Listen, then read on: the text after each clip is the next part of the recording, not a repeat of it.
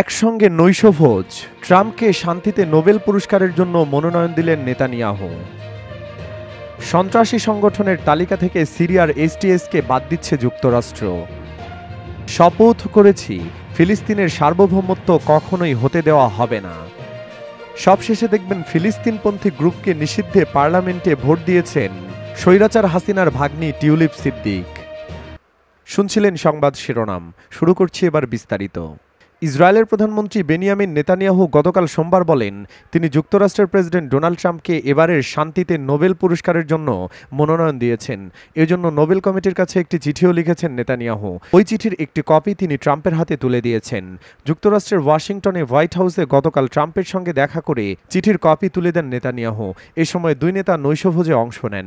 Netanyahu তখন বলেন, তিনি অর্থাৎ ট্রাম্প আমাদের কথায় একের পর এক দেশে একের পর এক অঞ্চলে শান্তি প্রতিষ্ঠা করছেন। ট্রাম্প বছরের পর বছর ধরে সমর্থক ও অনুগত আইন প্রণেতাদের কাছ থেকে শান্তিতে নোবেল পুরস্কারের জন্য একাধিকবার মনোনয়ন পেয়েছেন। যদিও পুরস্কার এখনও অধরাই রয়ে গেছে। মর্যাদাপূর্ণ এই পুরস্কার না পাওয়ায় ট্রাম্প বিভিন্ন সময় প্রকাশ্যেই বিরক্তি দেখিয়েছেন। রিপাবলিকান অর্থনীতিক ট্রাম্পের মতে, ভারত, পাকিস্তান এবং সার্বিয়া কসোভোর মধ্যকার সংঘাতে লাগাম টানার ক্ষেত্রে তার মধ্যস্থতাকারীর ভূমিকা নরওয়ের নোবেল কমিটি উপেক্ষা করেছে। মিশর ও ইথিওপিয়ার মধ্যে শান্তি বজায় রাখা এবং ইসরায়েলের সঙ্গে কয়েকটি আরব দেশের সম্পর্ক স্বাভাবিক করার জন্য সই করা আব্রাহাম চুক্তির মধ্যস্থতার জন্য কৃতিত্ব দাবি করেন ট্রাম্প। নির্বাচনী প্রচারের সময় থেকেই নিজেকে একজন শান্তি প্রতিষ্ঠাকারী হিসেবে তুলে ধরেছিলেন ট্রাম্প। তিনি ইউক্রেন আর ফিলিস্তিনের গাজায় চলমান সর্বাত্মক যুদ্ধবন্ধে নিজের আলোচনার দক্ষতা কাজে লাগানোর প্রতিশ্রুতি দিয়েছিলেন। ট্রাম্প গত জানুয়ারিতে দ্বিতীয় মেয়াদে হোয়াইট হাউসে প্রবেশ করেন। ট্রাম্পের দ্বিতীয় মেয়াদে এবার নিয়ে তৃতীয়বারের মতো হোয়াইট হাউস সফরে গেলেন নেতানিয়াহু। এমন এক সময় এই দুই নেতা সাক্ষাৎ করলেন যখন প্রেসিডেন্ট ট্রাম্প ইসরায়েল ও ইরানের মধ্যে সাম্প্রতিক যুদ্ধবিরতির গতিকে কাজে লাগানোর আশা করছেন। নৈশভোজের শুরুতে সাংবাদিকদের ট্রাম্পের কাছে যুদ্ধবিরতি কার্যকরের ক্ষেত্রে বাধার বিষয়ে জানতে চাওয়া হয়। জবাবে যুক্তরাষ্ট্রের প্রেসিডেন্ট বলেন, আমি মনে করি না যে কোনো কিছু আটকে আছে, বরং আমার মনে হয় সবকিছুই খুব ভালোভাবে এগোচ্ছে। লম্বা একটি টেবিলে ইসরায়েলের প্রধানমন্ত্রী মুখোমুখি বসে ট্রাম্প জোর দিয়ে বলেন, গাজায় প্রায় 22 মাস ধরে চলা সংঘাত বন্ধে ফিলিস্তিনের হামাস ইচ্ছুক বলে মনে করছেন তিনি। ট্রাম্প বলেন, তারা সাক্ষাৎ করতে চায়, তারা যুদ্ধবিরতি কার্যকর করতে চায়। ওয়াশিংটনে ট্রাম্প ও নেতানিয়াহু যখন নৈশভোজে অংশ নেন, তখন কাতারের দোহায় ইসরায়েল ও হামাসের মধ্যে গাজায় অধরা যুদ্ধবিরতি নিয়ে পরোক্ষ আলোচনার দ্বিতীয় দিনের বৈঠক অনুষ্ঠিত হয়। এদিকে পূর্ণাঙ্গ ফিলিস্তিনি রাষ্ট্র প্রতিষ্ঠার প্রস্তাবনা নাকচ করে দিয়ে নেতানিয়াহু সাংবাদিকদের বলেন, ইসরায়েল গাজা উপত্যকার উপর সবসময় নিরাপত্তা নিয়ন্ত্রণ বজায় রাখবে। তিনি বলেন, এখন মানুষ বলবে এটা পূর্ণাঙ্গ রাষ্ট্র নয়, আদতে এটা একটি রাষ্ট্র নয়, আমাদের কিছুই যায় আসে না। ট্রাম্প ও নেতানিয়াহু নৈশভোজ চলার সময় হোয়াইট হাউসের সামনে বিক্ষোভ করেন কয়েক ডজন বিক্ষোভকারী। তারা ইসরায়েলের প্রধানমন্ত্রীর বিরুদ্ধে গণহত্যার অভিযোগ তুলে নানা রকম স্লোগান দিতে থাকেন। সন্ত্রাসী সংগঠনের তালিকা থেকে সিরিয়ার এইচটিএসকে বাদ দিচ্ছে যুক্তরাষ্ট্র। সিরিয়ার প্রভাবশালী সশস্ত্র গোষ্ঠী হায়াত তাহরির আল শাম এইচটিএসকে বিদেশি সন্ত্রাসী সংগঠনের তালিকা থেকে বাদ দিতে যাচ্ছে যুক্তরাষ্ট্র। ব্রিটিশ সংবাদ মাধ্যম বিবিসি এক প্রতিবেদনে জানিয়েছে, চলমান রাজনৈতিক বাস্তবতা এবং সিরিয়ার নতুন সরকার গঠনের পরিপ্রেক্ষিতে এই সিদ্ধান্ত নিতে যাচ্ছে ওয়াশিংটন। এক সময়ের আল কায়েদার সহযোগী এই গোষ্ঠী, যা আগে আল নুসরা ফ্রন্ট নামে পরিচিত ছিল, 2016 সাল পর্যন্ত সিরিয়ার সন্ত্রাসী কার্যক্রমে জড়িত ছিল বলে পরিচিত। তবে সর্বশেষ রাজনৈতিক উত্থানে এইচটিএস এর নেতৃত্বে দীর্ঘ 54 বছরের শাসক বাশার আল আসাদ সরকার উৎখাত হয় এবং দলটির নেতা আহমেদ আল সারা বর্তমানে সিরিয়ার অন্তর্বর্তীকালীন প্রেসিডেন্ট হিসেবে দায়িত্ব পালন করছেন। যুক্তরাষ্ট্রের প্রেসিডেন্ট ডোনাল্ড ট্রাম্পও 23 জুন এক নির্বাহী আদেশে সিরিয়ার উপর আরোপিত মার্কিন নিষেধাজ্ঞা আনুষ্ঠানিকভাবে প্রত্যাহারের প্রক্রিয়া শুরু করেন। হোয়াইট হাউসের বিবৃতিতে জানানো হয়, এই সিদ্ধান্তের লক্ষ্য সিরিয়ায় স্থিতিশীলতা ও শান্তি প্রতিষ্ঠায় সহায়তা করে এবং আন্তর্জাতিক সম্পর্ক পুনর্স্থাপনের পরিবেশও তৈরি করবে।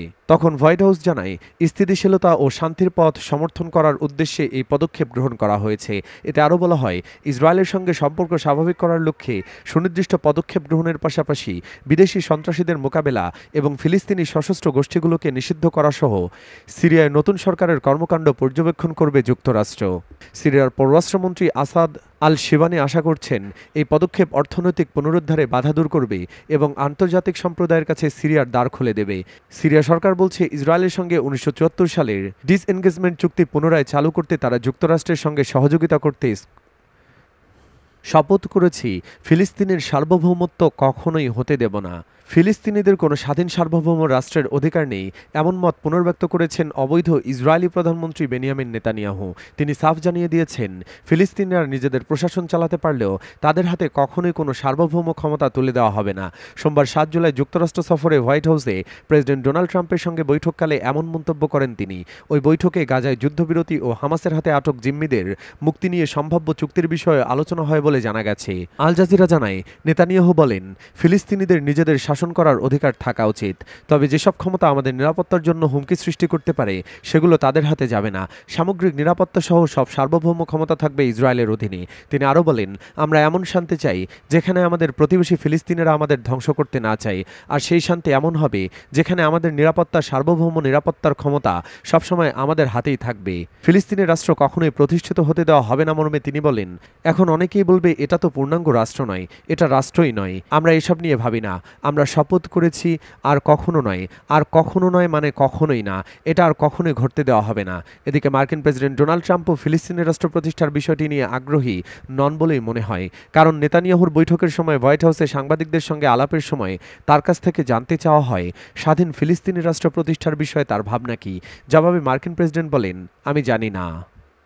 ফিলিস্তিনপন্থী গ্রুপকে নিষিদ্ধে পার্লামেন্টে ভোট দিয়েছেন স্বৈরাচার হাসিনার ভাগ্নি টিউলিপ। যুক্তরাজ্যের পার্লামেন্টে প্যালেস্টাইন অ্যাকশন আন্দোলন সংগঠনকে সন্ত্রাসী হিসেবে নিষিদ্ধ করার পক্ষে ভোট দিয়েছেন বাংলাদেশে বংশোদ্ভূত ব্রিটিশ এমপি এবং বাংলাদেশের ক্ষমতাচ্যুত সাবেক স্বৈরাচার হাসিনার ভাগ্নি টিউলিপ সিদ্দিক সহ অন্যান্য এমপিরা।